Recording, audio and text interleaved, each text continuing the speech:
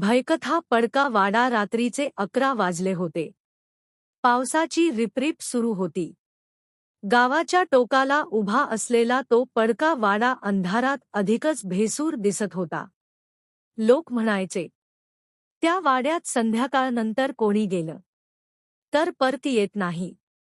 रोहनला या अफवांवर विश्वास नव्हता. मोबाईलवर व्हिडिओ शूट करून तो वाड्यात शिरला. दरवाजा ढकलताच कर्कश आवाज झाला. आत पाय ठेवताच थंड हवा अंगातून गेली. भिंतींवर जुन्या आरशांचे तुकडे, जमिनीवर मोडकळीस आलेली खुर्ची.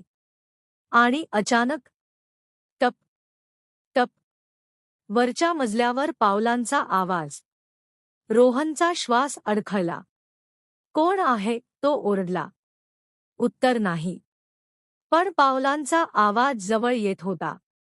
तो जिना चढला. एका खोलीत दिवा आपोआप पेटला. आरशासमोर एक स्त्री उभी होती, पांढऱ्या साडीत, चेहरा वळवलेला. तू इथे का आलास, ती कुजबुजली. रोहन मागे सरकला. आरशात पाहताच त्याला धक्का बसला. आरशात ती नव्हे. तो स्वतः दिसत होता, पण डोळे काळे, चेहऱ्यावर वेदना. क्षणातच दिवा विझला. जोराचा वारा सुटला. दरवाजे आपोआप बंद झाले. दुसऱ्या दिवशी सकाळी गावकरी आले. वाड्याच्या बाहेर रोहनचा मोबाईल पडलेला होता. व्हिडिओ ऑन होता. आणि शेवटच्या फ्रेममध्ये दिसत होता रोहन, त्या स्त्रीच्या जागी, आरशात अडकलेला.